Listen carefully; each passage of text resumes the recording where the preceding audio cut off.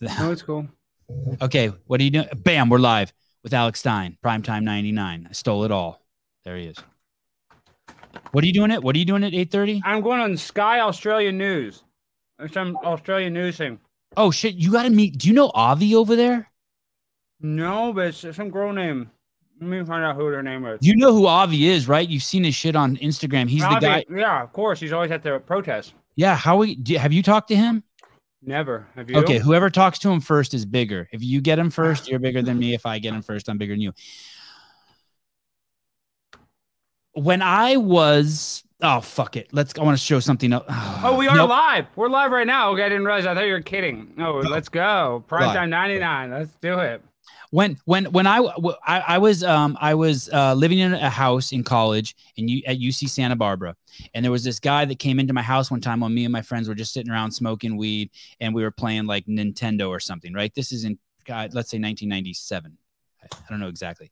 And the guy comes in 97, the 90s, man. I miss them compared to today. Sorry, go ahead. And there was a guy in there with a guy comes in. His name was Carms, a big black dude, dreadlocks. I'd seen him all around town for years. I went to school there, and he comes in and he's all fucked up, right? But super nice, but so fucked up and drunk and it's like I'm this fucking preppy college student. Like, what the fuck are you doing in my house? My parents pay rent here. There's 6 of us cool kids in here. He just walks into our house and he's just being a belligerent dude, but he's so nice, no threat at all. You know what I mean? Just good vibes. But drunk. Well, in college, you hang out with anybody. You know what I mean? Yeah, it's different. Okay, sorry. You wouldn't do that as an adult. Go ahead. Right. Well, maybe. You know what I mean? I'm saying in college, like, you almost hang out with like sketchy people because you've never hung out with sketchy people before. It's your first time, like, in your house. Like, that's when we were buying cocaine and stuff. We'd hang out with a cocaine dealer in LSU. Like, so you would never do that now. You know what I mean? Just because we thought we were being edgy or something. Remember what you just said. You'd never do that now. Because I'm going to tie this back to you, Mr. Stein. Okay. So I tell this dude, hey, dude, get the fuck out of my house. And he's like, all right, you know, I'm gonna be a dick. And he fucking leaves, right? Flash forward 6 months, and I'm fucking homeless. And it's just me by myself, and I'm walking through this fucking park with my dog, and I'm homeless, right? All my shit dried up. Were you out of school yet, or what was the deal? No. Mom and dad were like, hey, you've been an undergrad for 10 years. Fucking you're toast. Okay, actually, mom's like, Okay, so I'm in the park. It's my first day being homeless. I'm like, oh, fuck. Everyone's left. Like, all my roommates leave and go home for the summer. And I'm like, holy fuck. It's just me and this fucking dog. Where am I going to sleep tonight? What am I going to do? And this fucking dude who I kicked out of my house comes walking across this park towards me. I'm sitting in the middle of the park. It's like a 2-acre park. It's a small, like, corner park on a street in Santa Barbara. And he's walking towards me. He's got a big black trash bag. And he goes, hey, dude, what's up? And I go, hey, what's up, man? And I'm way more cool now, right? And he opens up the fucking trash bag, and he's got like 20 rotisserie chickens in there. In the plastic. Yep. Like okay. Yep. And he goes, you want one? I'm like, damn, dude, do I ever? Because I was tripping on what I was going to feed my dog that day. I had no money, homeless, parents cut me off. And I take one, and me and that dude end up being friends for the next 5 years. Bros, just tight, just so tight, right? Yeah. When I invited you on the show, I was scared to fucking death to invite you on the fucking show. I'm like, who the fuck is this fucking guy with these fucking the moon landing, the 9/11, all his crazy shit? I go, no one. This guy could fucking tarnish my reputation. He says shit that like I'll never come back from. Hanging out with him is like doing January 6th. Oh my god! Huh? But I was like, I'm gonna face that fear. I'm gonna face that fear. Yeah. And then I have you on the fucking show. And you have the audacity to tell me, hey, I'm streaming live on my YouTube channel. I'm like, what? Which I'm not today. I'm not today. But I was last you're killing me. You're well, you wanted me to stream on my channel? Fuck yeah, I do. You the man. Well, so I can add it. At the time, you only had like 4,000 subscribers. I was crushing you on Instagram. You were just some fucking dude. I just wanted to play with fire. I just wanted to play with Alex. I just wanted to touch and poke fun, maybe a little massage feel. Fucking A. I hear Jorge Ventura claim you're the funniest man in the world or the funniest man in the United States. I'm like, whoa, Jorge's a serious reporter. I fucking text Jorge. I'm like, what the fuck's up with you and Stein? He's like, dude, he's a man. I look over on your fucking YouTube and you've just torched me. You lose more subscribers and gain more than I gain in a day. You got the deal with Blaze TV. I'm like, holy shit, it's the fucking guy in the park again, walking up with his fucking bag. And like, I'm like, this guy's never going to come on my podcast again. He made it. Oh, shut up, dude! It's so funny you say that too, because you know, so many people reach out to have me on their podcast, this and that, and so like, you know, I like to do people's podcasts. Of course, I want to do yours, but sometimes I ask people to come on my podcast that don't have anything to do with conspiracies, like you just said. And dude, I get no's a lot because they're nervous. They're like, oh, I talk about sports, or I'm a comedian. Like I'll ask comedians on, and comedians are like, I don't know if I want to come on. So it's funny how really and truly, like, I guess the word conspiracy theorist was created by the CIA to demonize anybody looking into the official story. But that word has been stuck into our brains. Like it's like the word wasn't created for that, but the narrative yes, the negative connotation around it. It was literally after JFK. So no, you're 100% right. And it's funny because I wasn't even at January 6th, but dude, you're right. It's like I am edgy, and that's the reason I didn't think I was going to sign a deal with the Blaze, but I think they kind of wanted somebody that with a little bit of edginess, because when they really look into my story, I'm really not that edgy. I just talk about taboo subjects that a lot of people won't talk about. Because they were like, you know, Alex, you know, you talk about, you know, the moon landing. That's the first thing people always talk about. But really, dude, when we talk about the moon landing, we talk about that. It's like so easily debunkable. But the problem is people are emotionally attached to it. They're like, oh, no, we 100%. I'm emotionally attached to it. Of course. And I get that. Like, and I don't even want to. And that's another thing, dude, me and what I'm doing and why I've started to be successful. The reason you had me on your show that first time is I had that super viral video of me doing the vaccine dance. And, you know, I'd had, you know, I mean, I had a little following before that. It wasn't like, but that was the. Don't ruin my story. Don't ruin my story. Well, no, but what I'm saying is, you know how the saying goes is you got to work your whole life to become an overnight success. So it wasn't like I just, you know, one viral video and you get picked up by the Blaze and all this stuff. But my point. Oh, dude, with that, hold that. Caleb, roll the film. 45. What he just said, what Alex Stein just said, and then I promise you guys I'll stop interrupting him as much. He just said you're not an overnight success. Now listen to this and everyone just be cool, take a deep breath, close your eyes, and listen to the 2 minutes of Alex Stein here. This is for everybody in the world. Please listen. I can talk funny, so nobody can stop me.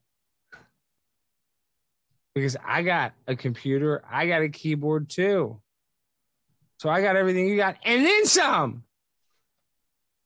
So you're messing with the master.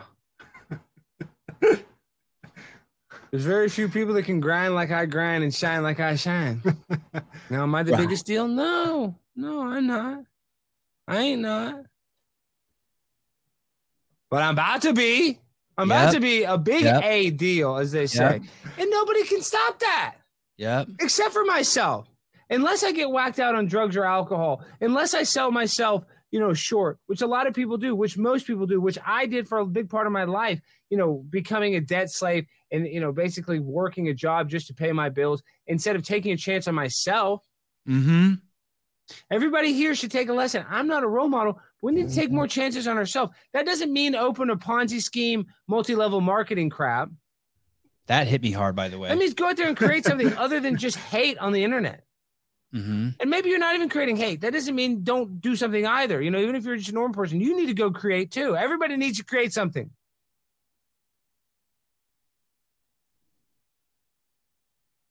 You need to just take chances and be civilly disobedient at the same time. And this isn't advice. Wow, I hate watching myself over though. It's hard. Dude, that's Jordan Peterson shit, dude. Oh, I don't know about that, but you're nice. I mean, you're a motivator too, so you get it. Like I played high school football sport. I mean, I played high school football. I played sports. There's something about the competition that brings out, you know, the leader in you. You're either a leader or a follower, and I feel like I'm just naturally a leader. So when I speak like that, it's like I'm just speaking from the heart. It's not even that brilliant or anything. I'm just talking from my gut, as they say. But that's the thing. I can tell you're almost channeling. I can tell you kind of get into this.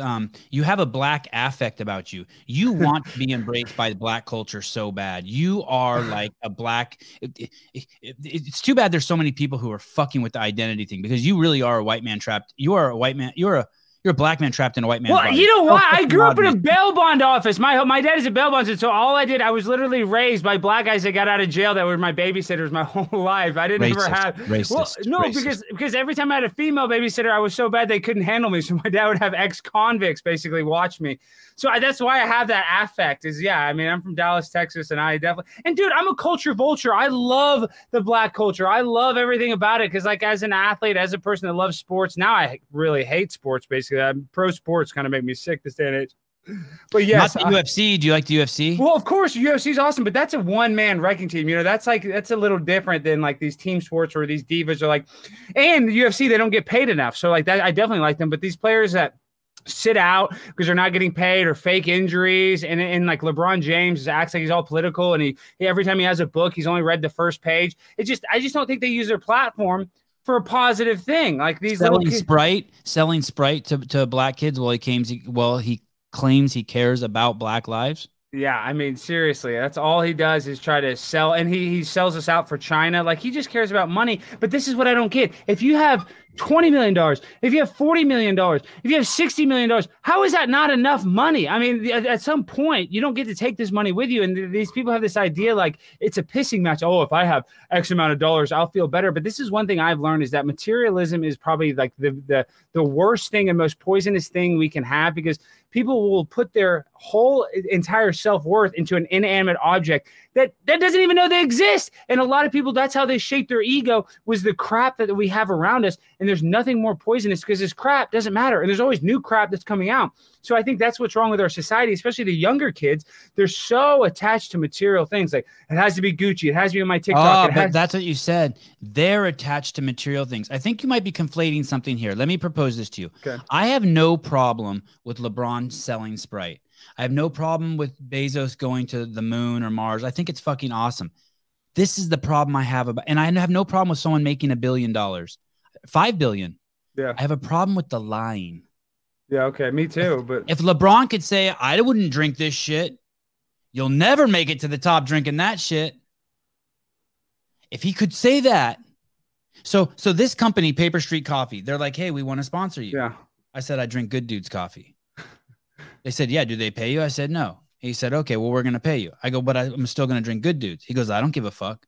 I go, you don't give a fuck? He goes, no. I go, why are you going to give me money? He goes, because I want your show to survive. And fuck, God bless him. Wow. I go, okay, asshole. Send me some of your fucking coffee. So he sends me some of his coffee. It's a little fucking brown beans that are just roasted and don't have all that shit on them. I drink the coffee. I get all wound up, and I'm almost as much money as Alex Stein. But just honesty, right? Yeah, that's why he sold you. He said, I don't care. I respect that. We do need to be more transparent. We need to be more unapologetically ourselves. You're right. It's like we all lie to fit in or to try to make people like us. And there's a saying, it's like your biggest fan is a stranger and your biggest enemy is somebody close to you, you know? So it's like we shouldn't lie to people to try to impress them, like lying. And dude, everybody's had a white lie, but it's like these people that, you know, that just misrepresent stuff in order to, you know, pull a fast one on somebody. There's nothing more evil than that, in my opinion. That's why, I really don't like all this crypto stuff. And, you know, I'm not saying I have a little bit of crypto. I'm not saying don't have a little bit. You probably should, but there's just so many scams out there in this world. You know, I was a used car salesman. Now I signed the Blaze. I'm going to close down my car lot. I got to tie up some loose ends. You had your own lot? I got my dealer's license. I have my own car lot. Yeah, I'm in the wholesale car business. And so that's why what I'm trying to say is I've just had every type of scam. I had guys come with me where they bring a cashier's check, and I call the bank, and the cashier's check is good, but they have 6 copies of it. So they got 6 different guys trying to use that cashier's check, you know, at the same place. I've had I've had guys where they take the car for a test drive and they come back with it scratched and they still want to buy it. Like they purposely scratched it. I mean, just all kinds of scams. My point being is in this world, it's not a happy-go-lucky world, sadly. It's like there's just somebody out there looking to knock off your head. And that's the opposite we need to be. But because we've just been screwed over so much. Don't you think that thinking like that is what keeps that going? What do you mean, that people are going to knock our heads off? I mean, I don't know. I think you have to be cognizant, because this is why it's like in society, we're so detached. I do a lot of like sociological, like kind of stunts with my buddy Cassidy Campbell. He has a big YouTube channel where like we'll ask somebody for $1 and they say no, then we'll have like a plant behind them. If they say yes, we give them like a fake $10,000 check. What I'm trying to say is people like just judge people. They don't want to actually help people out. because they've been so screwed. So you're right. Like having that negative, like, you know, you're kind of stuck in that negative feedback loop. Like, oh, is this person scamming me? But at the same time, dude, there are people out there trying to scam you that will try to, you know, do whatever they can to make it. So it's just, it's not, the world that we live in is not perfect. It's not like a board game. It's not Monopoly. It's real life. It's pretty scary sometimes. How about when you just don't care if someone scams you? That's the best way to be, is to, I think, is to act like you don't really care and to not care, to not sweat the small stuff. Well, you know, like I was talking to one of my good friends. She just got out of a relationship, a 4-year relationship, and she's so depressed. And she's a lot younger than me. She's 25. I'm 35. I'm actually pretty old now. That, not old, but compared to her is what I'm trying to say. And so I'm trying to give her guidance. I'm like, I've had so many breakups where you're so depressed, you're so sad. And now I look back, you laugh. You just laugh. You know, I literally, I cringe. I'm like, oh my God, I can't believe that girl even bugged me. And it's hard to, you know, explain to somebody, like, they think their world's ending. And like you, I'm sure you've been through a breakup and you laugh about it a year later or years later. So it's weird. It's like, there's just a saying. There's a saying, and Dan Bilzerian said this on Joe Rogan's podcast, but I steal it. I say it all the time. It's a story, the proverb of the Chinese farmer. So what happened was the Chinese farmer, he had a horse, and the horse ran away. And everybody in the village is like, oh, that's so terrible. Your horse ran away. You know, that's so bad. And he's like, maybe. Then the next day, his horse came back with 7 other horses, and everybody in the town was like, oh, that's so awesome. Now you got all these horses for farming. That's so good. And the Chinese farmer's like, maybe. And then the next day, his son is tending to the horses, and the horses trample his son's leg, and his son's like temporarily paralyzed. Both of his legs are broken. And everybody's like, oh, that's so terrible. Your son's legs are broken. And the Chinese farmer's like, maybe. Then the next day, the draft service comes around, and they see his son's all, you know, mangled. His legs are broken, so they don't draft him into the war. And everybody in the town's like, oh, that's so awesome. Your son didn't have to go die in the war. And he's like, maybe. So my point being is, you don't even know what a bad thing is until you get perspective. It actually might be the best thing ever in your life. So same with good. So many people think they're doing good and they're doing absolute harm. Yeah, I agree with that too. Like, but what's an example? Like, what is an example of that in your opinion? Like somebody's doing good and they're doing bad. Like overworking out, maybe in the exercise world, or what?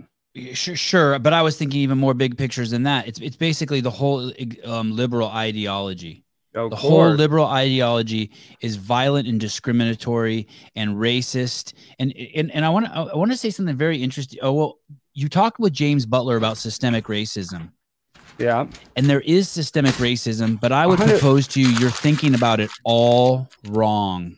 Okay, well, tell me, because I do believe it. And then people in the conservative world will be like, there's no systemic racism. I'm like, dude, there is. Yeah, of course there is. But here's the thing. It's being made. Here's the part that's so hard to get your head wrapped around. It's being maintained by the people who believe in systemic racism.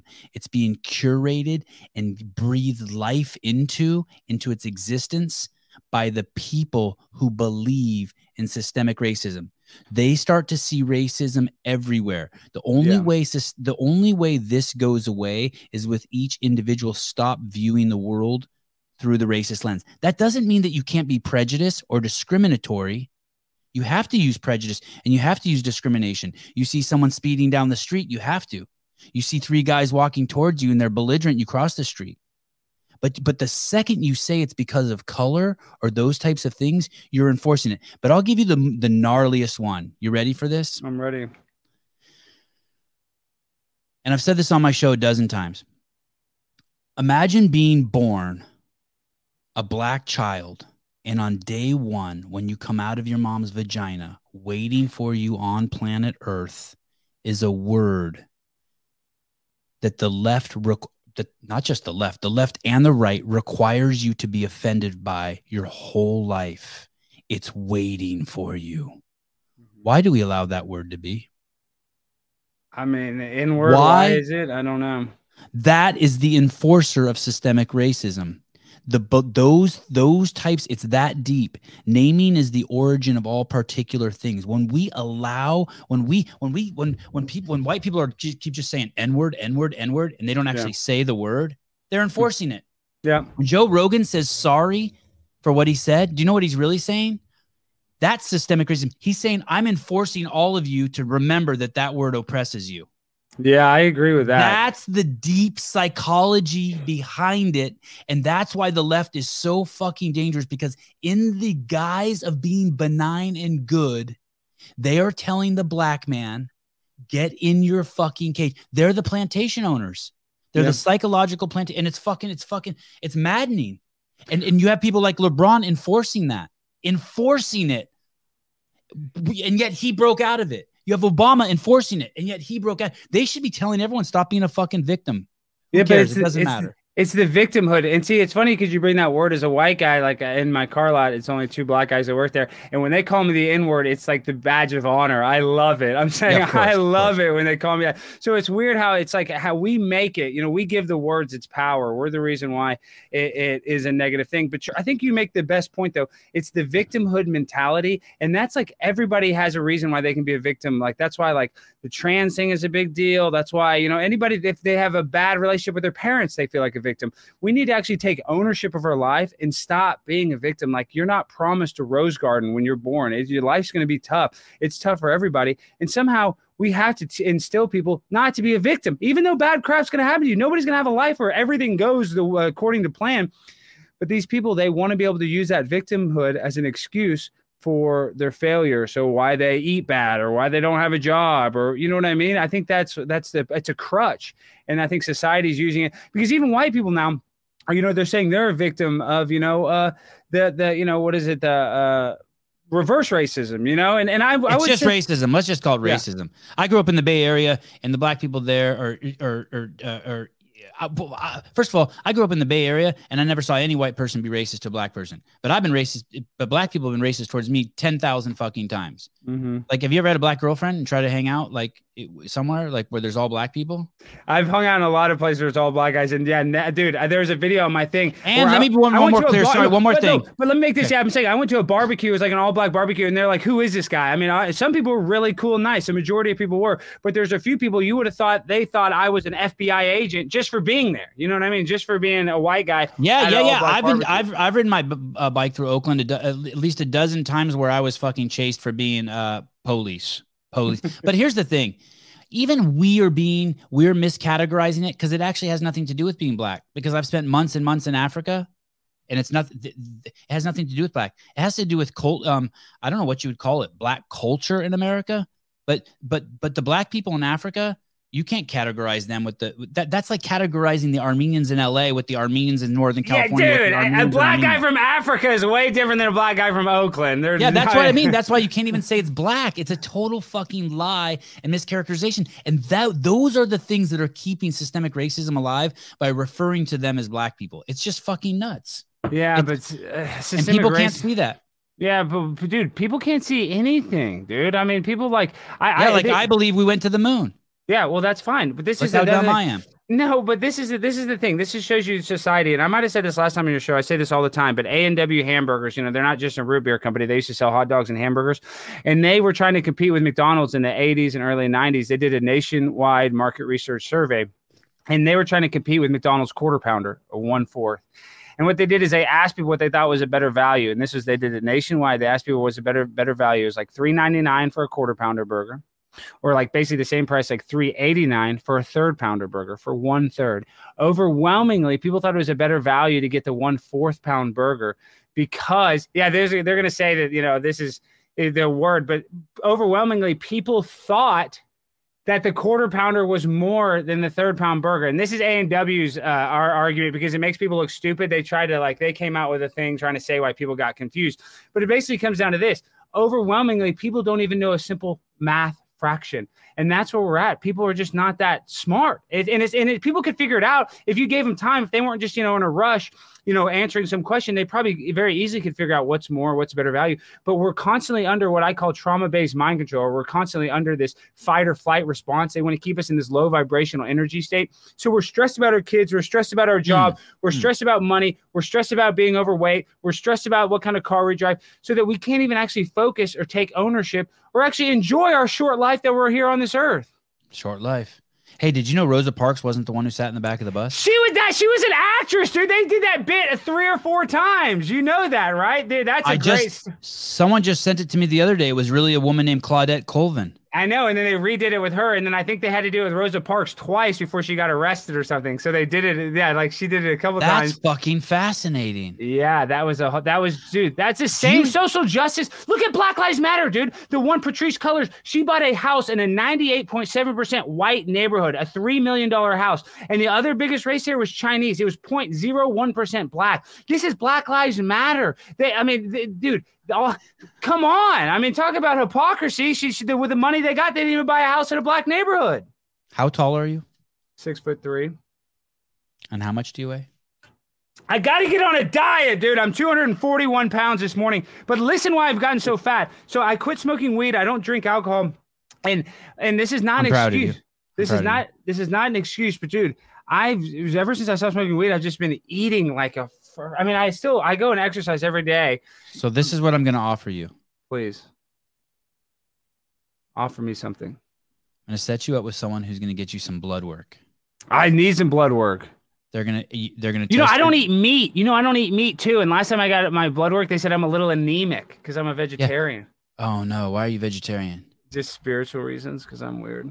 Oh, because you don't think animals should die for your existence? Yes, I'm an animal. Yeah, mad props. Salam alaikum. I think that's great. I think that's the only reason. By the way, that's really cool. Do you know the raw meat guy, the raw eating meat? Yeah, guy? He's nuts. That one guy. Well, there's a couple of them, but the one guy that's has 2 million followers or whatever. The guy that's really super jacked. No, not the Liver King. Can you pull up the raw meat guy, Mr. Beaver? We had him on the show. We had both guys on the show. Are you impressed? Yeah, of course. Yeah, but dude, you're big. Dude, my buddy sent me a message the other day. He's been your biggest fan for forever. I didn't realize that. Like in the fitness world or whatever world, I don't know what you would call it, the health and wellness world, dude, you're a big deal. I didn't realize that. Yeah, I'm the guy. Look at this fucking guy. That's why I'm normal. I'm nothing like you. I'm normal. Just so you know. What's he washing it down with? You see, the people to slonk the eggs, do you recommend that? Because I don't really eat eggs. What? Is that stupid? I don't know. Is that smart? I just don't like the word slonking. That's what they call it. That's what they call it, I thought. I think they call it slonking eggs. Dr. Paul Saladino says you shouldn't eat the whites. And he told me why, and I forget, but I believe him. See, that's another thing is I don't like this chicken, dude. They put so much crap. The average size chicken in the 80s was like 4 pounds. Now the average size chicken's 11 pounds because they pump it up with so many steroids and stuff. He's a monster eating that raw chicken like that. This guy has a mental disease, dude. Hey, so this guy's really cool. So how many followers does he have now? This guy built 2 meme accounts with like over 2 million. Wow, he's doing good. He built 2 meme accounts with over 2 million followers, I think. Wow. Yeah, I love this guy. And he was a great guest. He was a gentleman. So, okay. So you ready for this, Alex?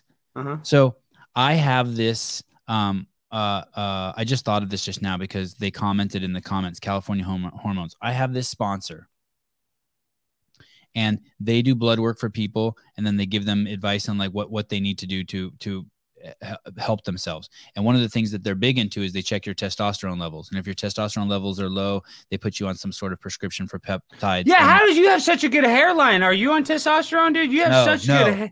No. Dude, how is your hair? Because mine's starting to get, like, I have a full head of hair, but mine's starting to recede. And I'm looking at your hairline. I'm like, wow, I want to get what you're on. You got that great hair. My sister just showed up in town today and she goes, man, you look really good. I'm like, oh man, people are going to start thinking I'm on testosterone replacement. I'm not. I'm a fitness freak though. I work out a lot. Okay. So, not in my community. In my community, I'm just fat slob. I don't even work out that much. So intense. Yeah. So intense. Yeah, well, because you get addicted to working out too, because it makes you feel so good after. That's kind of like a drug too. Yeah. Even before we come on. So every podcast I do pretty much before the guest comes on, an hour before, I ride a bike, an assault bike for 10 minutes. Yeah. Even if I've already worked out twice. I'm pouring sweat, then I jump in the shower, then I put the goop in my hair, and then I come in and I'm all wide-eyed. Yeah, I just walked my dogs and I took a shower. That's why I'm still kind of wet. I feel like now I'm starting to dry off, but you look good. No, but I'm saying you're right. The exercise is for the mental health, though, is so important. And I think we talked about that last time. Is people don't realize, they think, oh, I just got to work out because I don't want to be fat, but it's going to take so long. Being fat, is all about diet. I know that. You know that too. I mean, that's such a huge part. You can't 98%. You can't outwork a terrible diet, I guess is my point. But the mental The mental health benefits.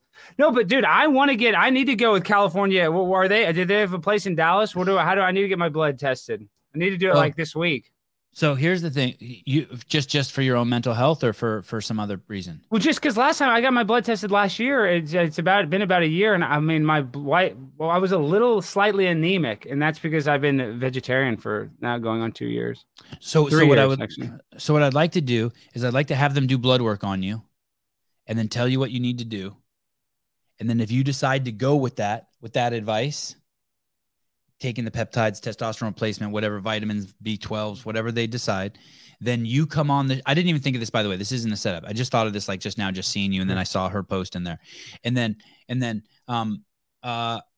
basically you come on once a month and we talk about I will, dude. I gotta get back in shape. See, I was totally 2 years ago. I was doing the yoga every day. I was kind of addicted to working out, and I just let myself go. Yes, they have a lab in Dallas. Holy shit. Okay, Sarah. Okay. Well, I'm going to hook you up with Sarah tomorrow. Okay. I'm going to go. I'll get it this week. I'll come on. We'll do a monthly check-in, and I'll weigh myself on stream. I'll bring we can do it. And you'll start working out a little bit. Yeah, of course. No, I got to get back in my fitness grind. We're going to crazy support you. We're going to fucking ride you like a donkey in Tijuana. Okay, good. And see, I live next to this place called Bachman Lake. I walk my dogs there every day, 4 miles around it, but that's not enough. I got to work out. I got to start lifting weights and doing the thing. But I walk every day, but that doesn't, that's not. Hey, you know what we'll do too? Hard. You need to get a ruck. Do you know what a ruck is? What's a ruck? Is that like a rowing machine? What is it? Mr. Beaver, can you show him a ruck? If you're walking 4 miles a day, and we need to put a ruck on you. What do you do during those 4 miles? You talk to your 25-year-old girl and pretend like you're just giving her advice, but you're just really trying to get her in the sack? I listen to a podcast. I walk my dogs. I got my Ginger. I got my dogs. I mean, I used to wear the weighted vest a lot. I need to get back to wearing. Yeah, this one goes on your back. And it's pure just weight in there. It's not even a bag. Super trendy. You could use it as a bag, or you can put these plates in there. We'll figure all this out. This guy's the founder of this company is scheduled to come on the show. I'll get him to sponsor you. He didn't even sponsor me. Hey, welcome to the show. Can you sponsor my friend Alex Stein? Okay. Hunter Biden's laptop. What about it? I know all about it. Yeah, I'm an expert. Do you know what his password was? Analfuck69. You didn't know that? Google it right now. Pull that up right now. Pull up Hunter Biden's laptop password. I want that pulled up for the people that don't believe me. It was analfuck69. Oh, this show. I'm double canceled. No, I know. I also want to talk about No, I'm joking. Let's go all anal. I'm so excited. I just read the book. I'm like 1 hour away from finishing listening to it. What's it? The Laptop from Hell. Yeah. Well, who wrote that? Michael Matt. I don't remember who wrote that. It was a lady. I can't get her on the show for some reason, even though she goes on Fox all the time. Something Devine or Biden then reportedly revealed the password as anal fuck 69 or something to that extent, with Mac Isaac noting that Biden's inebriated condition made it. When he came in, he said he stunk like alcohol from like a mile away. Can you find out who wrote that book, Mr. Beaver? Let me tell you why. This is the problem, though, with the Hunter Biden thing is everybody knows somebody that's addicted to drugs or alcohol, somebody close to him. So this is the problem they give us. That actually makes Hunter Biden seem more endearing that he might have a drug and alcohol problem.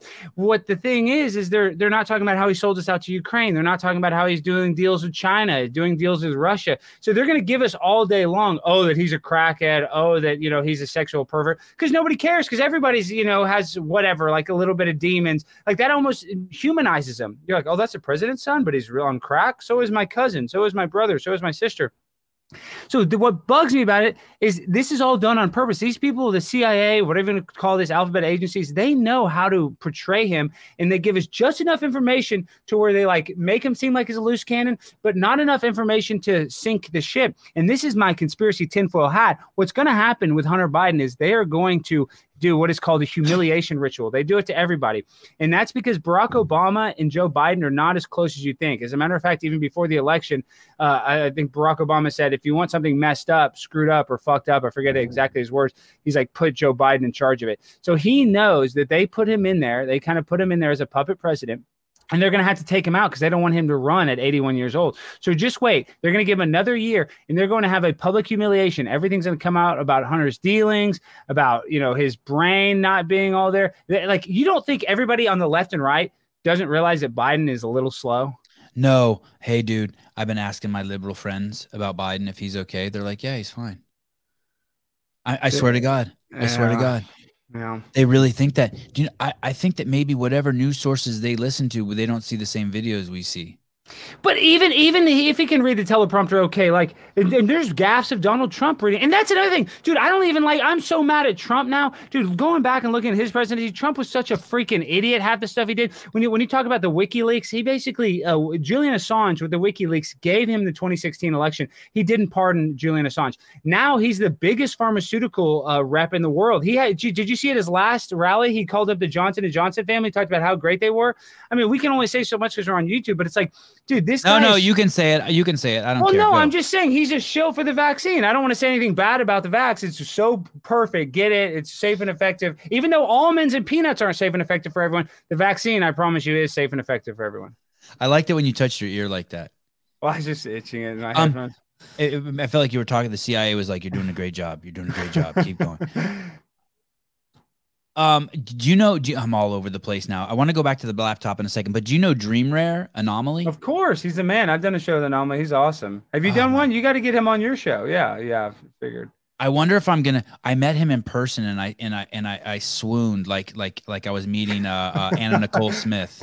I swear to fucking God. Have you seen? Pull up Anna Nicole Smith's daughter though. She looks just like her. She was just at the Kentucky Derby. I saw. Pull up Anna Nicole Smith's daughter Kentucky Derby. I thought it was funny how much she looks like her. Straight as an arrow. When I fucking got around Dream Rare, I was like, holy fuck, he's so fucking cool.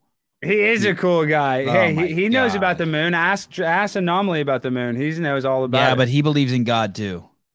Yeah, but you can believe in God. Well, are you an atheist? No. What's an atheist? But what do you mean? Dude, this is her at the door. She looks a lot like her mom. Anna Nicole Smith, people don't realize she was like a babe of all babes.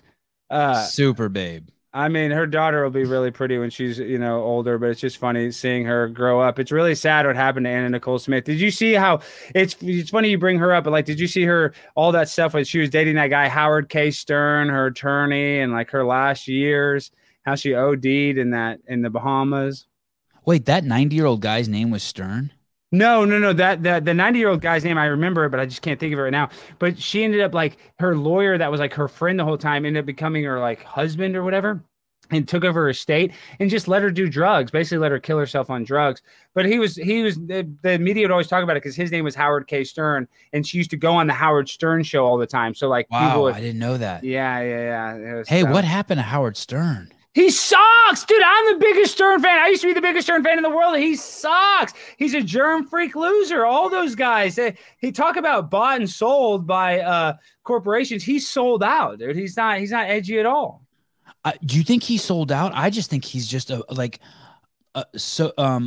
mental lunatic. Like he's like got so much pussy in him that like he's like just pure cowardice. He's the alpha beta. Wow. He's the alpha beta. And I used to think Howard Stern was this big badass, but now, like, I've actually met some people that used to work on the show and stuff. And dude, they say that Ralph, his hairstylist, was really his secret boyfriend, and that Beth, his wife, is just a beard. Like, and dude, he even said on the show when he's listening to that he used a condom every single time. Nobody uses a condom with their wife every single time. I do. Every time? Well, except for the 3 or 4 years that we had kids. Wow. Well, and you did hear I thought you and Anomaly were handsome. No, I'm just saying. I just can't believe that. It's not you. I can believe it, I guess. I'm talking about Howard Stern. He's just. I was scared to death of getting AIDS. I was scared to death of getting AIDS and getting someone pregnant. I know. I got problems. Well, I would say you got to use a condom with random strangers. Yeah, you got to do that. But. Yeah, I wasn't afraid of getting AIDS with my wife, but I built those habits. I built the habits of condomizing. Mm-hmm. And then my wife, and then the crazy thing is then my wife was like, "Hey, I want to have a kid," and she was 39, and then we spent the next, 3 or 4 years just having sex without a condom. It was the greatest days of my life. Okay, and so you guys were able to conceive at 39. So what do you think about all this Roe versus Wade? And I'm 43. And that's when you had your first kid at 43. See, that's awesome. That's what I'm going to be. I'm 35. I haven't had a kid yet. I want to have kids, but I'm just, dude, I'm either so selfish right now, but I'm also every girl that I've been with for a long time. I'm afraid to get married for some reason. I'm just afraid of that commitment. Why would you ever get married? Why would you get married? I don't know. I don't really want to. My parents got married, then divorced, and married other people and got divorced. I just feel like it's just, I don't know. It scares me, sadly. I need to buck up, but No, don't get marriage is stupid. I mean, I'm so happy I'm married. It's the greatest thing I ever did, but I thought it was so stupid until I did it. yeah, Don't do it. Don't get married and don't have kids. That's what was my plan. And then when the time came when my wife was like, I want one, I was like, okay, cool. And we pulled the goalie and she had a baby, and I was like, holy shit, this is amazing. Then we got really sloppy with no condoms and then she got pregnant again. That's good though. And we had twins. Yeah. And then when I got married, we got married in the courthouse, and I was like, afterwards, now I'm like so happy we're married, but I don't think you should want to get married. I think that's an unhealthy desire.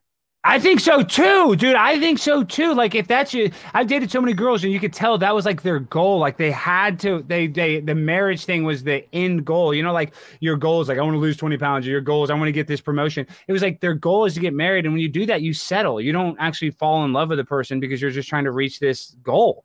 I think that's a big thing that's happening in this day and age.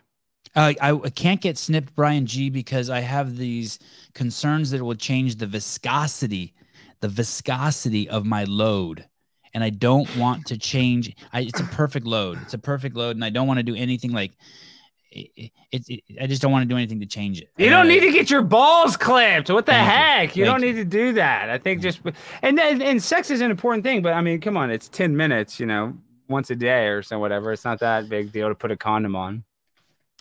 The part that is really got me concerned about Hunter Biden's laptop is the trips in 2013, 2014, when he went with his dad and his daughter, or it was his brother's daughter, I can't remember, to meet Xi Jinping in China. That shit is fucking scary, and the implications behind it. And when you read that shit in the book, and then you read about, and then the ties to Ukraine, something does not fucking feel right. And dude, wait, I just want to say this. This is the problem with with America right now, is we're not being run by human beings. We're being run by multinational corporations. The same corporation, Disney, that's fighting the Don't Say Gay bill in Florida. When they put out a movie in China, The Beast of Dumbledore, they edit out all the gay scenes. When it's Pride Month in Saudi Arabia, they just post a black logo. They do not put a gay flag. Apple computers or Apple iPhones, one of the biggest companies in the world, they have their factories in China. It's called the Foxconn factory. They have suicide nets there because so many employees are jumping off the roof, killing themselves. So it's a great device. It's a great device. I ain't hating. A couple kids got to die. I ain't hating. It's a great device. Yeah, but see, dude, if it was made in America, it is a great device. But if it was made in America, yeah, it might be 3 times the price, but it would actually help Americans. And this is the problem, though, with these multinational corporations. They can buy and sell these politicians like toilet paper. The perfect example, you look at the Biden crime family or whatever you want to call them. And because it's not human beings, because these politicians are going to sell out for whatever money they can get in their political action committees to keep their position of power, we're not actually being run by humans. These corporations don't have the ability to feel empathy. Apple doesn't feel empathetic to our woes. So much so their employees are literally jumping off buildings, and the best thing they can do is put up nets. You know, they didn't change any of their business practices in China. Wow. Our employees are killing themselves. Instead of changing the work environment, we're going to put up nets. Hey, isn't that so funny? That's exactly the same thing that COVID is. The problem isn't the virus. The problem is obesity in America. And instead of fucking working on obesity, they just put up nets to catch people. And they're not even good nets. Vaccine. Holy shit, dude.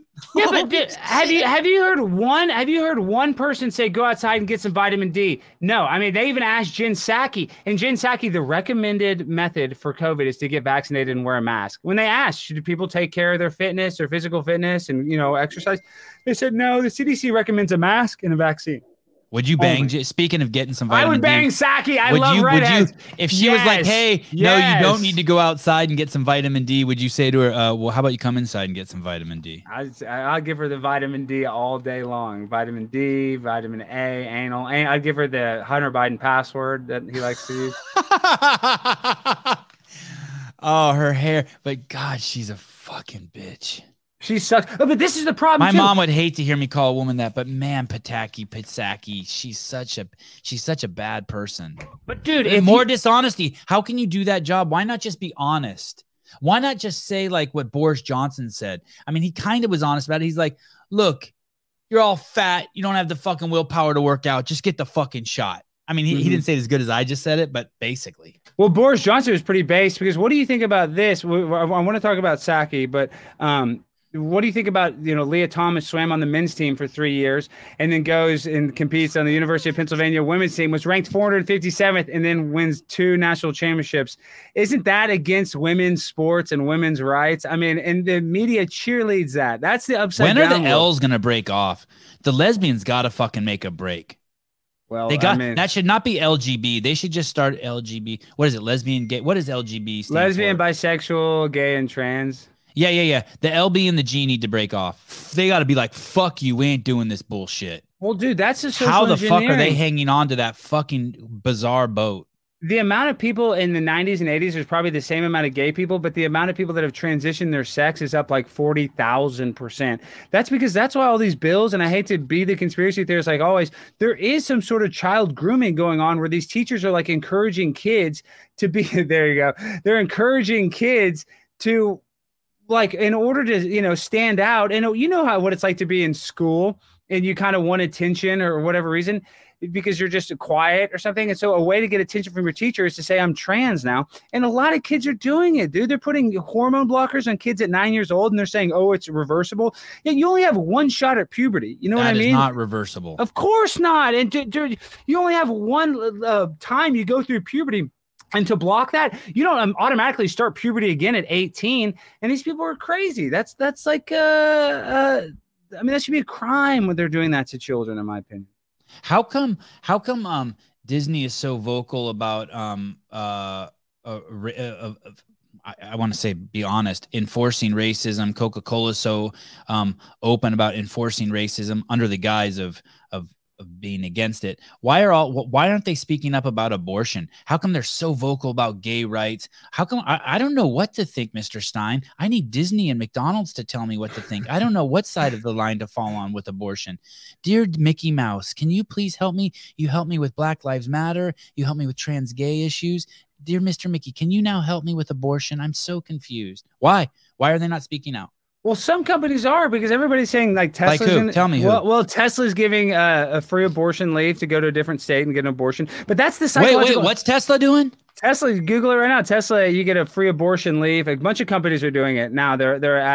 Tesla's not the only one. A bunch of major companies, if you have to get an abortion, you can get time off of work to go get it. But that's the psychological operation. Is people think, oh, Roe versus Wade is going to stop all abortions. There's going to be states that are going to be pro-abortion, like California, like New York. And they're probably going to have systems where you get a free bus ride there if you want to get an abortion. So people are always going to get abortions. Yeah, it might be a little harder than it is today, but you're always going to get an abortion, even if Roe versus Wade gets overturned. They'll pay your travel costs. Yes. Lodging, travel costs. Hey, that's sexist. That means that's only for women. That's not fair. Well, dude, all of a sudden they care about pronouns now. Like Gavin Newsom said, if men could get pregnant, this wouldn't even be overturned. Yet they've been saying men can get pregnant forever. They have a man and pregnant emoji. They're so confused. What do you think about abortion? Are you pro? Do you think? I hate it. When I was younger, I used to think it was okay, but now I think there should be a limit. Like in Texas, they put a heartbeat bill after 6 weeks. I think that's fair enough. And the only reason why I'm a little more intense about it is when I was younger, I was kind of dumb and I didn't know. But dude, those are lives. Like that is a baby's life. I hate to say that. What about the precedent? What about the precedent? I agree, but why not just some honest, open dialogue about it? Let each person choose for themselves.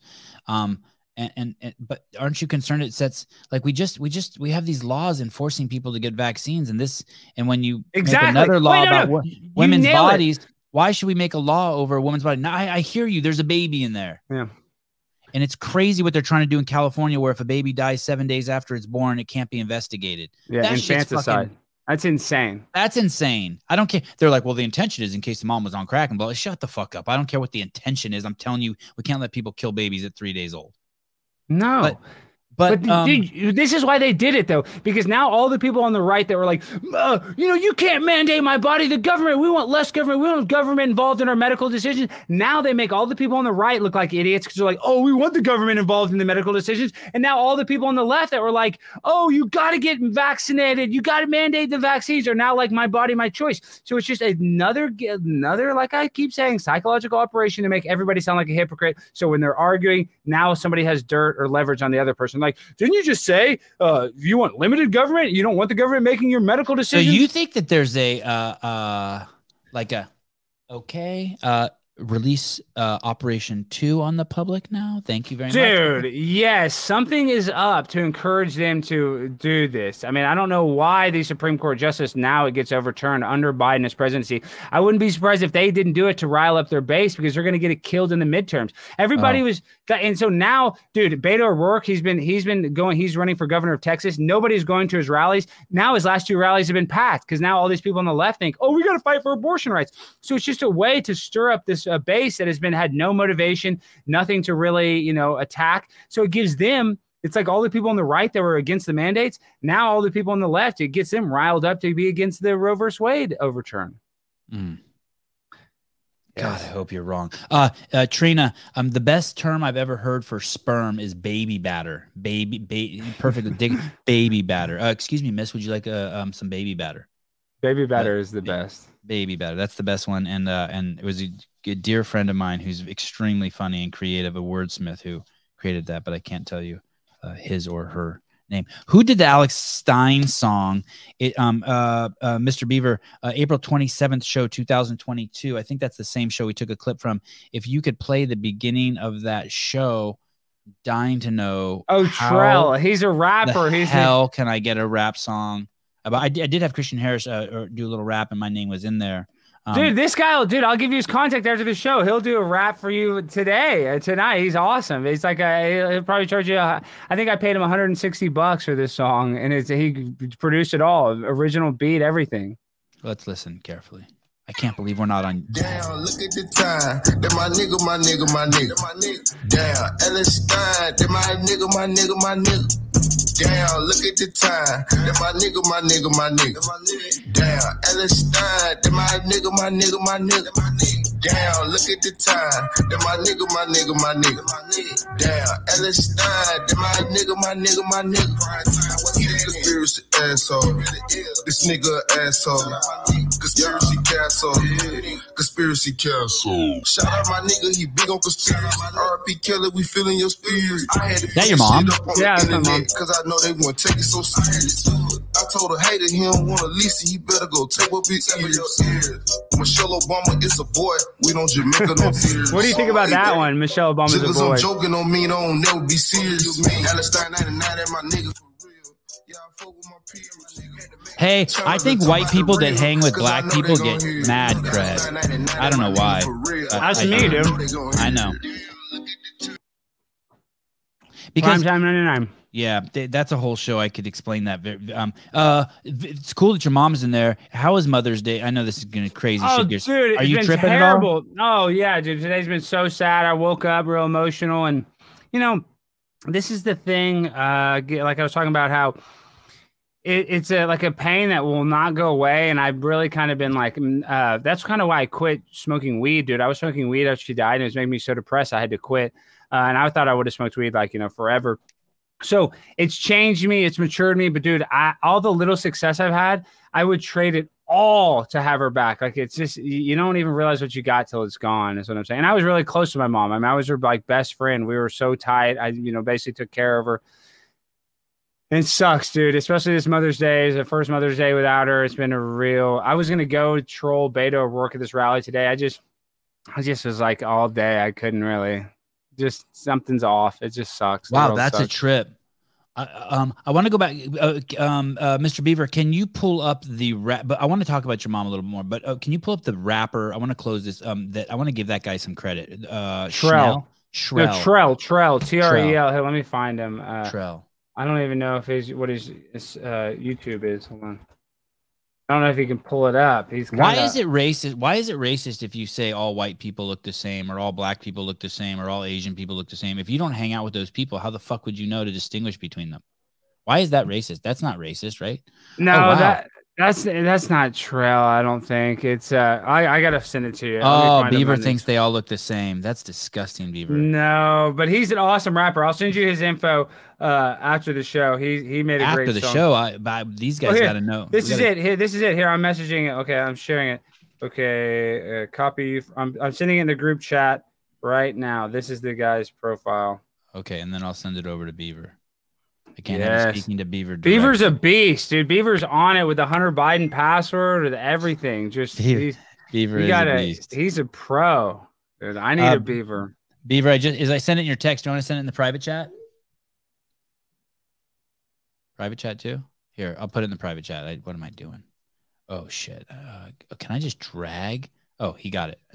Okay. Oh, this fucking dude. That's him. That's not him. That's not him either. No. I was like, you got a verified mofo. Okay, hold on. I know. I need to get verified, but they're never gonna verify me. I sent them all my TMZ articles and all this stuff. They're never gonna verify me because they consider me a right-wing lunatic.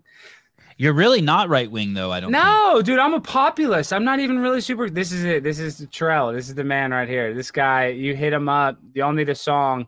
This guy. I'll give you the song. Can I see that one where he's the dude's grinding on that chick's backside? Thank you.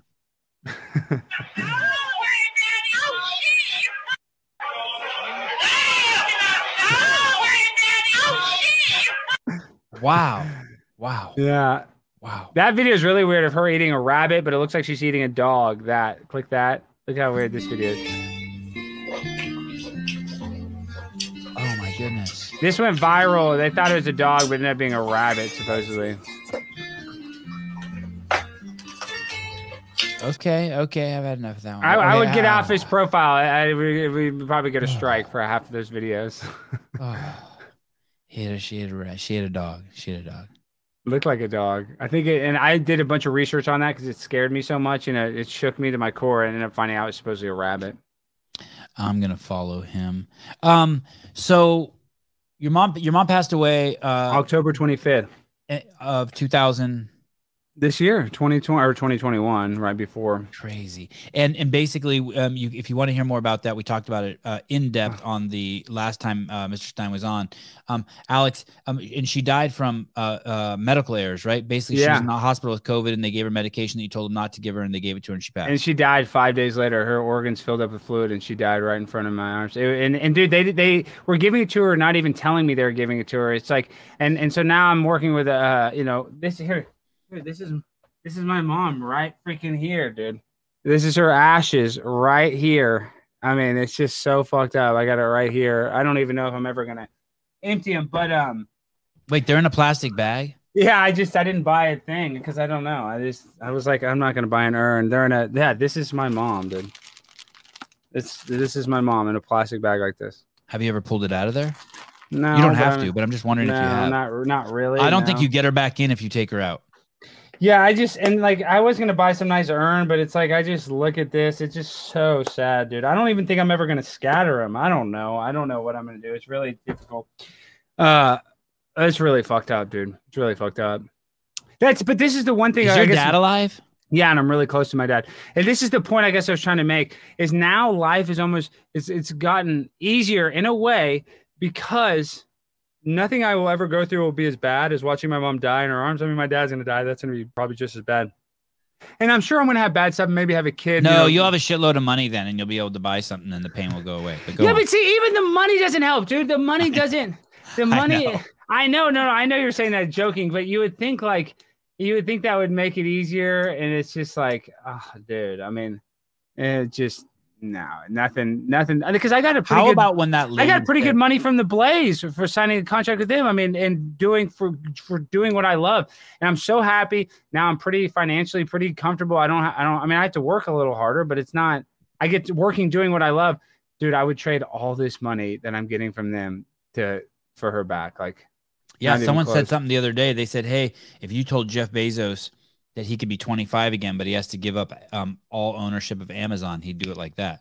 Yeah, of course. I think you'd have to do it. Right. Hey, if you're 25 and you just heard what I said, you need to fucking listen to that. Did you just fucking hear what I said? Well, let me get into conspiracy real quick because we haven't gone too deep. But that's wait. Before I'll promise you, I want to say one more thing about your mom. Okay, fuck. It slipped away. No, it'll come back to you. But this is what I want to say about the 25 thing. Yep. This is what I'm saying is they want to make life so bad, hell on earth. And it's like movies like The Matrix and movies like Vanilla Sky. I'm dead serious when I say this. Eventually, they're going to try to convince kids to plug into the metaverse. They're going to say, oh, well, your life's only 75 years here on earth. But in the metaverse, you live to 1,000 years. You live forever. And you can be skinny. You can drive whatever car you want. And I really do believe in the transhumanist agenda. That's like the next big thing. It's not going to happen in our lifetime because the technology won't be good enough, but they're already trying to develop like digital sex that's indistinguishable from actual sex. Like that is going to be the next thing. You think there's a heptatic suit that like you put your penis in and like there will be. There 100% will be. They already have technology similar to that. Google it right now. Digital sex indistinguishable from regular sex. They have it. The Please technology don't tell Beaver what to do. Tell me and I'll tell him. You know what I mean. I'm joking. But it's not there yet, but they're trying to get it there. And that's what they're going to do. That's like the Alex Jones they always talk about in the future. There's two thoughts of the future. The George Orwell 1984 thought where you're going to have nothing. You can't even love anybody. You're just going to like work and they're going to follow you with a computer screen and you have like no joy or no happiness. Or it's going to be the Brave New World. It's going to be the Brave New World aspect where they're going to try to give you antidepressants, constant sex. They're going to, I don't even like a hand job for more than 2 to 4 minutes. That's like way enough. I start to feel bad like someone's forearm. Like, how can your forearm be doing that? I don't need a hand job. How can you need constant sex? Well, people are going to want to have to ejaculate 1,000 times per second. Yeah. Isn't it amazing that one of the greatest things on earth still has like a shelf life of like, a couple minutes and you're done and you're like, all right, let's go outside and walk the dog. Dude, it'll make you, it's like brought down like kingdoms, just trying to bust a nut. Beaver, can you pull up? Can you find a suit that I put on and I can fuck other dudes in the metaverse and think that they're girls? Yeah, see, put in indistinguishable from regular sex suit. What about this flat Earth thing? Is this one of the things? Do you play with this fucking thing at all? A little bit. I'm a little bit into it. I'm what you call. I don't call myself a flat earther, but I do call myself a geocentrist. I believe the sun, moon, and stars rotate around us. I think the Earth is immovable. So people consider me a flat earther for thinking that, but I don't know the shape of the Earth. Can you? What about guys who fly in airplanes? Don't they know? No, well, not necessarily, because this is why they think the Earth is immovable. So when you say, this is what they say, that the Earth spins towards New York City. So you're in California, the Earth is spinning towards New York City. So when you fly from New York to California, the Earth should be spinning underneath you. So the flight should be shorter, but the flight's actually longer. No. Listen. That one's easily solvable. There's a thin. What? Because of the force of the spin, that's why it's slower. No. It's not just the Earth that's spinning; it's the atmosphere that's spinning also. Yes, but that same atmosphere. Okay, this is what they say. That same atmosphere is you're talking about gravity is what holds us on there. That's what basically holds the atmosphere. What you're saying is the theory of gravity. The theory of gravity. Yes, I know. But dude, this is the thing. It's a buoyancy and density issue because if you look at a balloon floats. A butterfly can fly. So those are anti-gravity machines. It doesn't make sense. Like what I believe is there's only one. You can go. How do I explain this? There's only up and down is the only. That's the only like hard, fast direction is either up or down. That never changes. So that's what I'm trying to. It's kind of hard to explain, but like my right can be your left can be my right, your east can be my west, but up and down it never changes. Like no matter what. Okay. So that's what I think. That I think those two directions don't change, and so that's when they say that you're flying. If you're flying across country and the Earth is spinning underneath you, and dude, do you know how fast the Earth is supposed? This is how fast. This is the machinations of the heliocentric model. That you're on a ball that's 25,000 miles around the equator, and that it is spinning around the equator. How fast is that to spin if it spins one time a day? It's like 20,000 or 12,000 miles per hour. 1,100 miles an hour around the equator is how fast we're spinning. Okay. Then on top of that, we're orbiting the sun 1.4 million miles, and then the entire Milky Way galaxy is going 4.4 million miles through the ever-expanding universe of space. Yet Polaris, the North Star, is in the same spot every night. And if you take star trail pictures, you can look up star trail pictures, and you keep a stationary camera and just take pictures all night. The stars literally rotate around that. So dude, it's a very intense topic. I don't really like getting too deep into it because people are like, what? I just don't think the earth is moving. Now, the shape of the earth, I don't know. But for me, I think the earth is standing still and the sun, moon, and stars are moving. And it is, from our perspective, the sun and the moon are the same size. Yet they tell us that the moon is 237,000 miles away and the sun is 93 million miles away. And that's just, they happen to be, from our perspective, look the same size. But this is what I think. I think the sun, moon, and stars are a clock in the sky because the moon has 13 28-day cycles. That's 364 days. That used to actually be, they say the ancient calendar was like the moon cycle. That's how they, So I just do believe the sun, moon, and stars are the most important thing, but they're more of a clock than they are of these like celestial things, hundreds of thousands of light years away. Let me ask you a question. This is I don't know if that's a machine, but there's machines like this. There's articles about it. But is that thing on her crotch? Say goodbye to the real world and deplete your body fluids in record time by slipping inside of this virtual reality sex suit. The suit covers you from head to toe and stimulates your body in such a way that you'll no longer need for actual human. Is this for men only? They're going to have women's ones. They're going to have ones that go in your vagina. They're never going to get women into this shit. Women, that looks like a woman. Women don't care about this shit. I don't know, dude. I don't know. I feel like women have sex toys just as much as guys almost, dude. I think the sex toy industry. Good point. I think the sex toy industry is a lot of women are involved in it. Great point. That's a really good point. I would think that women man, you just fucked me all up. I think of men. Wow. Yeah. I guarantee the women's sex toy industry is way bigger than men. Yeah, but men probably watch way more porn. Women need more physical objects. That would be my guess. Well, and the porn thing is weird too because that's really the over sexualization of kids. When you and I were looking at porn, we had or at least me, I had a magazine that I kept under my bed for years. Yeah, just one magazine, and maybe not even a whole magazine. Maybe just a picture, ripped out pages. But now these kids can get on their parents' iPad and type in boobs, and they just have unlimited amounts of sex. So that's why these girls are even over sexualized. Typing in crazy shit. Well, you know what I mean. I'm just saying how easy it is to find it. It's you don't. For me, it was like going on a mission, dude. If we've had a Playboy, we used to borrow people's. My friend, we had a movie. I think we pass it around to 5 different guys. You know what I mean? To be like, oh, let me borrow the movie. It was that hard to get. You know what I'm talking about? Yeah. Why is it so frowned upon? Why is it so frowned upon if you believe in things that aren't the norm? There's levels, right? You have a friend who's a Scientologist and they don't want to tell anyone because they think they're going to think they're a weirdo, or you have a friend who's a flat earther and they don't want to say anything, or the Trump thing in California. If you like Trump in California, you have to be in the closet about it. Yeah. I guess the gay thing used to be like that. I don't know if it's like that anymore, but gay people can't be free about their sexuality, whose genitalia they want to touch. Why does it matter? Why am I passing judgment on you if you think the earth is flat? What are the implications of that? Well, it goes back to, like I said earlier, the CIA demonizing people that look into, conspiracy theorists. That word is like such a negative connotation. And so this is Bill Hicks had the perfect stand-up bit talking about when you're driving and when somebody flies past you, you're like, oh, look at that fucker. Why is he going so fast? Or if you're behind somebody going real slow, you're like, man, why the fuck is this guy going so slow? And then if the reason is because you only like people going the same speed as you. If somebody's going a little faster, you're like, fuck him. If somebody's going a little slower, you're like, fuck him. So people just want to, it's that herd mentality. You only respect the drivers driving the same speed.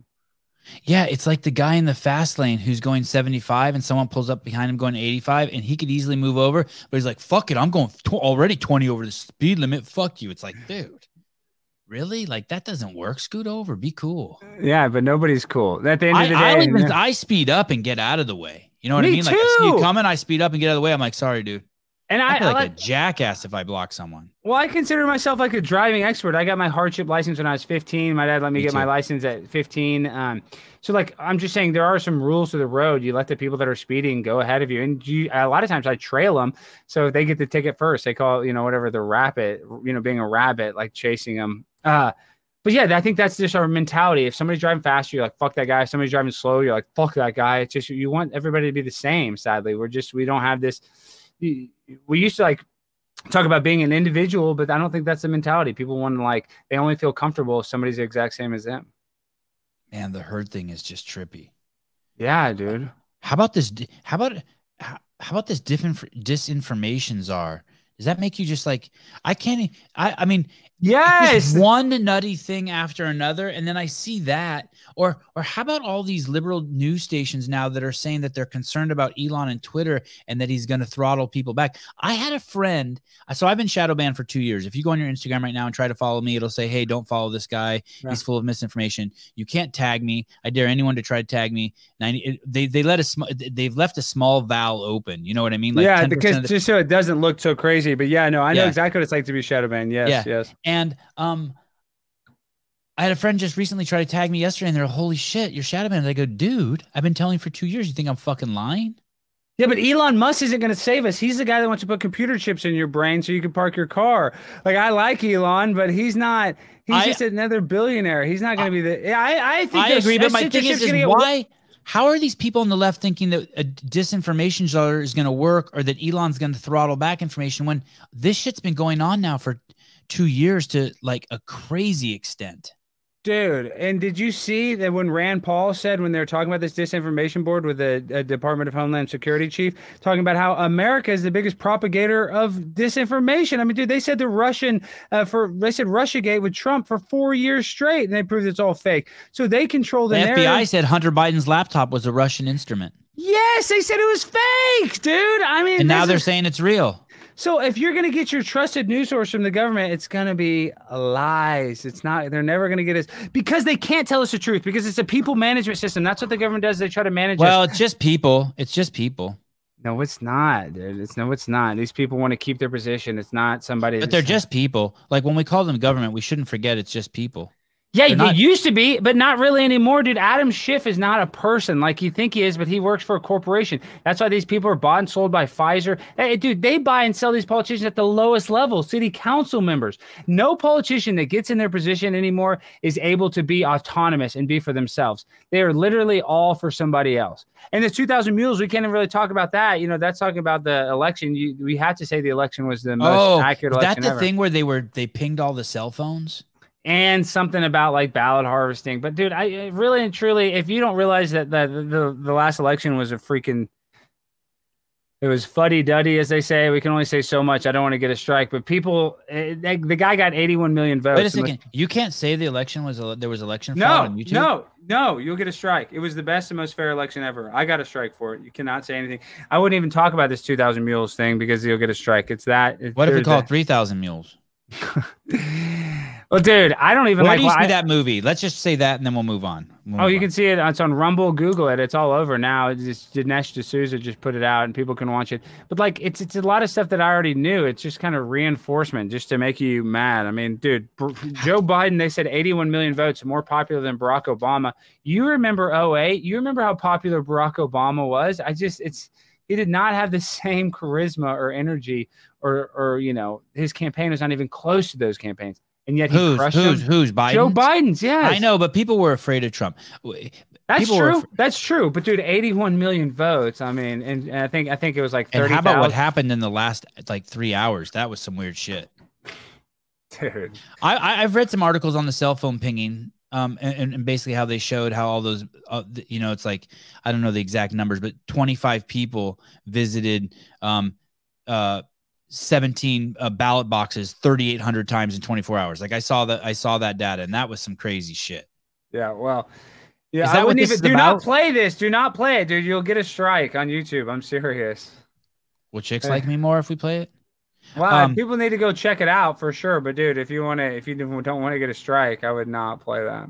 In your video that Schnell made, Trell made, there's a Bentley. Oh, yeah, that's funny. That's a 2005 Bentley Continental GT. That's mine.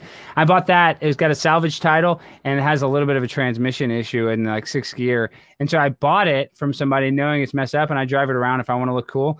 But I could take that to the auction any day and sell it and make money on it. So I'm just kind of holding it because a car like that keeps its value because it's just so, it looks cool. But that car I spent like $17,500, I think I paid for. You drive a Bentley. No, I drive a Toyota 4Runner, but yeah, that's an 05 Continental GT. What year is your 4Runner? What? 2007. Oh wow, gutless piece of shit. Congratulations. Oh yeah, right. I love. Oh, I have a 4Runner. I have a 2014. Fully it's loaded. Awesome, dude. Oh, the 4Runner is the best car. It's great. It's not as good as my Toyota Sienna. Well, but dude, the minivan's awesome too. But I'm telling you, Toyota, that's what the Taliban beat the U.S. Army with. All they had was type in Taliban Toyotas. Have you seen that picture? I like it when he calls you Beaver.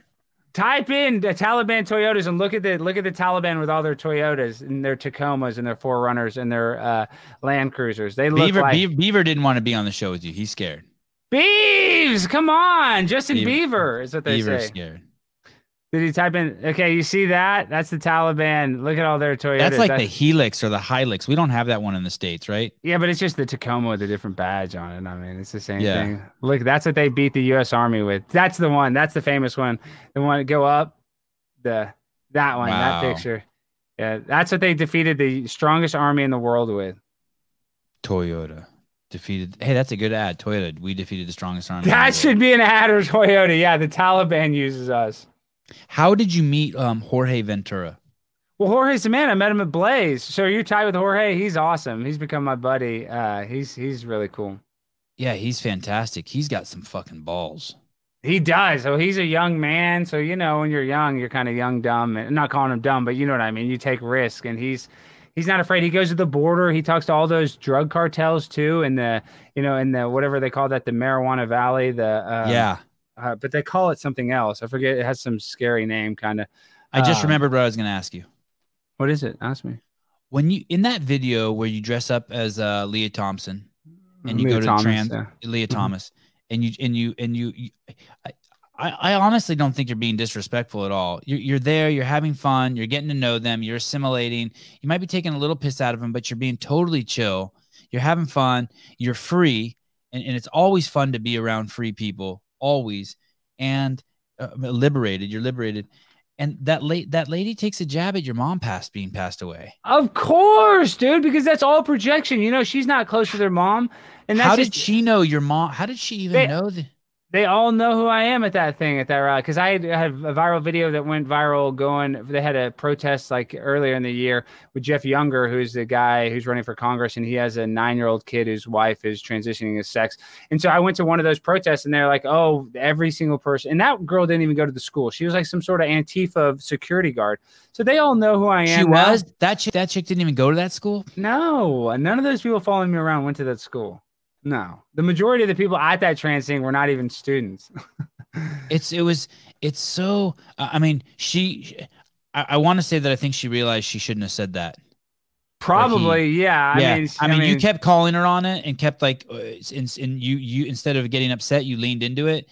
And, man, that hurt me. That was like, man, that like, I expect better from human beings than her doing that.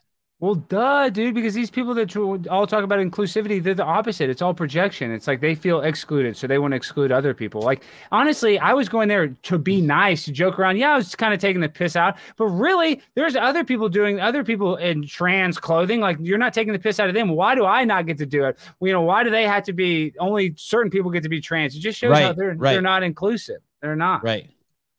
And we're humorless, dude. These people do not have a sense of humor. Like, they couldn't just joke around. Like, it's all because they have so many insecurities, which I have insecurities. You have insecurities. But these people are so insecure when they see anybody else like having fun or joking around. Oh, no, I'm going to cut them down. I'm going to say the worst, meanest thing possible because I got to make them feel the pain that I'm feeling. Is that the vibration? Is that the vibration thing? It's all about low vibrational energy. And I'm a high vibrational person. So that's why they want to bring you in that low vibrational state. That's what the government wants to keep you in, because that's when you're under fight or flight. You can't make a really good conscious decision because you're so nervous. You have your hormonal response is constant cortisol. And the stress hormone cortisol is actually addicting too. People, like, when you have it a lot, you want it more. It's really weird. That's why you got to like take a vacation. You got to do something to reset your brain chemistry, because actually being under stress and constant cortisol release is addicting in itself. So that's why those people stay depressed or stay negative. And that's why they hang around other negative people. And that's why they say misery loves company, because you want to stay with other it's your energy levels. We're like magnets. That's why you're attracted to high vibrational people. That's like when you're in the weight room. That's why, like, you know, it's easy to get laid in a gym if you go to the girls, because usually like people are, you know, that are in shape and stuff are higher vibrational and they're kind of more sexual, more confident. There's a reason to that, if that makes sense. Not just the sex thing, but that's why you're able to make friends like in a yoga studio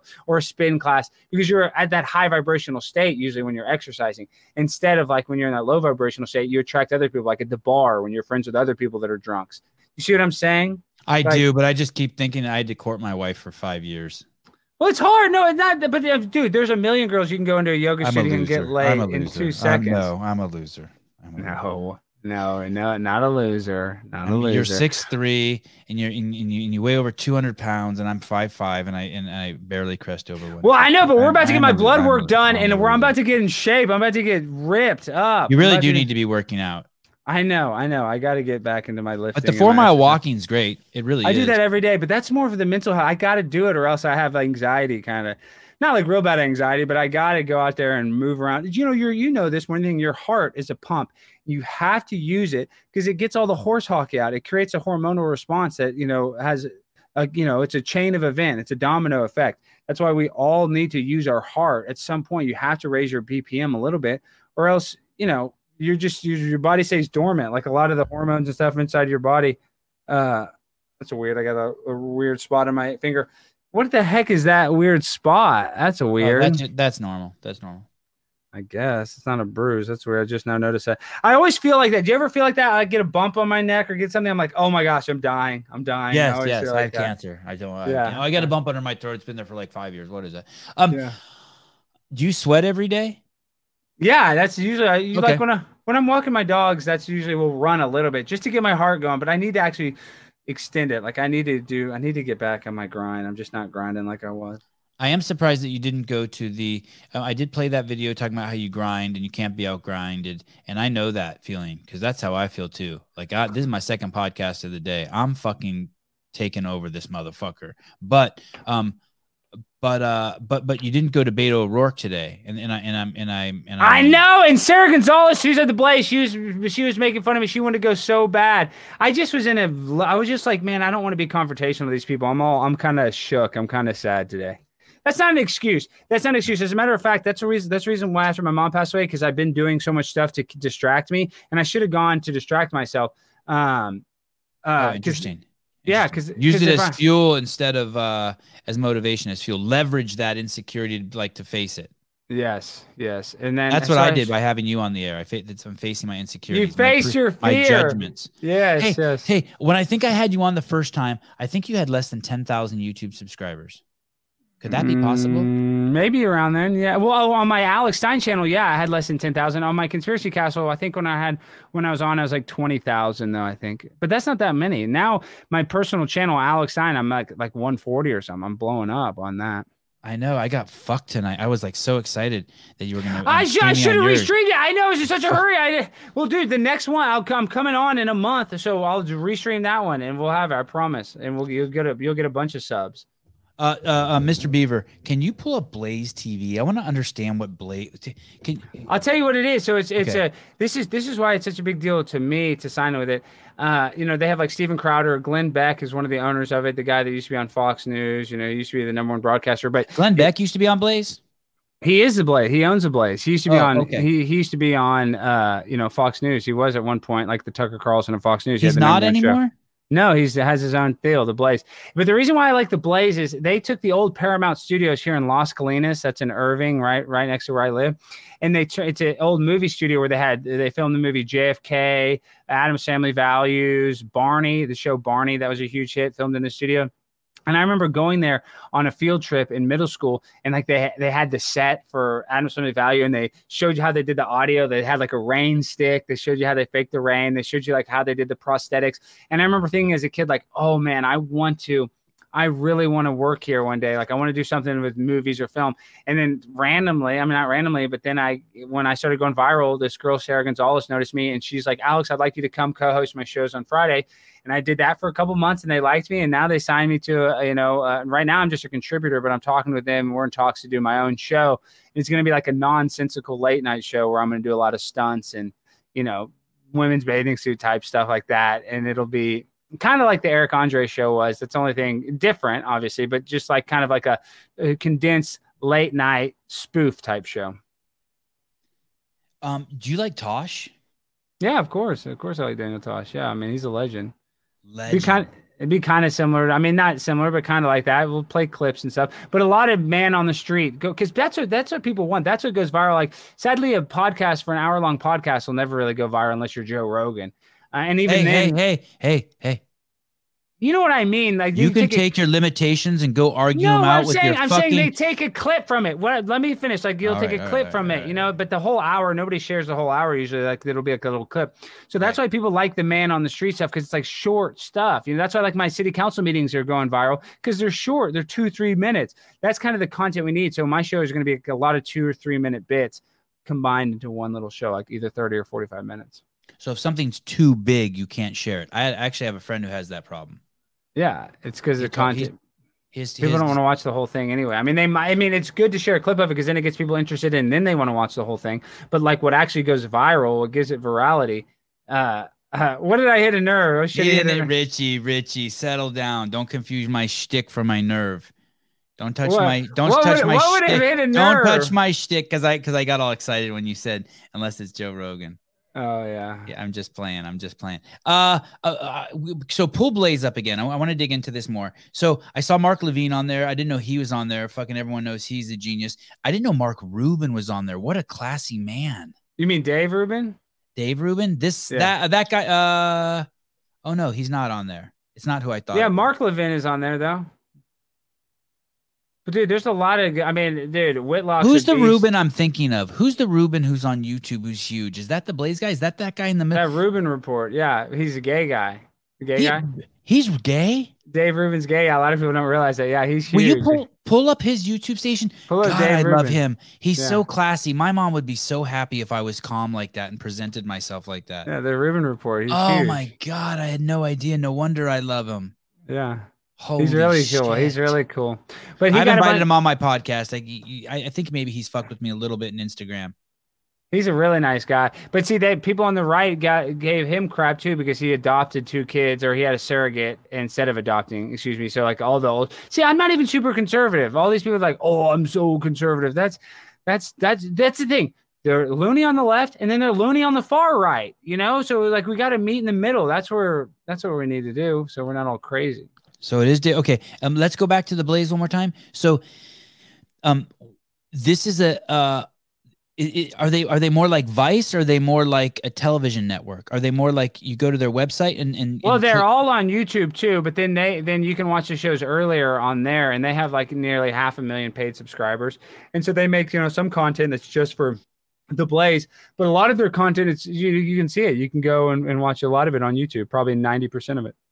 I wonder if do they have an Apple app? Yeah, they had a channel. They have a channel on the whatchamacallit, like OTTs, on all the freaking apps, the Roku and all that stuff. They have a channel, and they were on DirecTV, but I think they stopped. I think their deal with DirecTV they ended, or no, they might still be with DirecTV, but they're one of the services doesn't carry them, but they're still. But everybody, dude. The cable is dead. Everybody watches stuff on the internet now. I mean, and if you're watching TV, like I have it because it comes free with my internet, but I don't ever turn on and watch the mainstream news.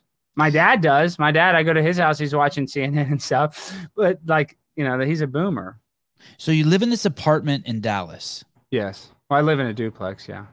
And you you spend the day doing some pretty hardcore trolling. You call council meetings all over the United States, and you participate in them, whether there be a school board meeting, a city meeting, whatever. Yes. Okay. And so you're doing that, and you're putting them up on YouTube, and you're putting them up on social media. And one day you're sitting at home, and you get a phone call, or you look in your DMs on Instagram, and there's this. Can I see what Sarah Gonzalez looks like, or can I see Sarah her show? Gonzalez is my hero. Yeah, she's. She contacts. Does she own the Blaze? Is she part owner? No. She's just a host producer? she's just a host on the network, and she hosts a show, the news show there, the News and Why. So go to the main Blaze YouTube channel, and then go to videos. I'll show you the episode from Friday I was on. And then, so she contacts you through Instagram. I think she messaged me on Twitter, I believe, and she's like, "Hey, come." She saw me like when you saw me in that super viral video. Okay, go click videos now. Go now. Click right there. My picture. See my picture right there. See, this is her show, and then that's Sarah Gonzalez. She's the one. She's like my queen. She's and then we had to edit out the first 10 minutes of this episode because we talked about the Pfizer release documents. So like this episode's kind of weird because you couldn't be on YouTube, but you can watch it on the Blaze TV. Does that make sense? So that's why like some of the content we can put on the Blaze TV and then not on YouTube. So they have a player, their own player that you can watch on blazetv.com. But if you Okay. Yeah. Wow, it's that serious. We talk about the vaccine all the time on my show, and I haven't been dinged. Well, you must say it's safe and effective, I guess. Not so much. Not so much. I can't believe that. Yeah, I got medical. You haven't got a medical misinformation strike? Wow. Maybe I'm just not big enough yet. Well, no, because I mean, dude, when I was small, I got them too. Maybe they're not as strict, or what you're saying doesn't sound as like, you're not saying that there's trigger words. You got to remember, this is an artificial intelligence that's like, triggering it. It's like, transcribing it, and then they find keywords. Well, look, so if I go over here right now and look at my YouTube channel, I'll click on it. I'm sure we have a warning already because I always have warnings. And well, you get one warning for a strike that never comes off. So I always go, okay, so look, so we've already had a warning. It says this video is running limited or no ads due to content identified as not suitable. But then look, right now I'm going to request a review, and I'm going to say, hey, that's bullshit, and I'm requesting the review, and by tomorrow it'll be cleared. They always clear it. Wow, I can't believe that. I'm surprised. Okay, we got to wrap things up here in like next 2 or 3 minutes because I got to do that other interview with Sky News. Wow. I know. I'm not trying to be like that. They just emailed me the link. They just emailed me Sky News. They gotta. Hey, I am honored and privileged to have you on. Thank you everyone for checking in. Listen, tomorrow evening we're having the doctors on from California Hormones. Tomorrow evening, come on at 6 o'clock or 6:30, whenever it is. Ask any fucking question you want. We're gonna bomb them with questions. I need to come on. So tomorrow 6 o'clock California time because I want them to do my hormones. I'm gonna set you up with them for sure. And I'm gonna set you up with the blood work and the whole shebang. You just have to be willing to come on and tell us about your journey and how it's transforming you. For sure. 1,000%. Okay, love you guys, Mr. Stein. You the man. See ya.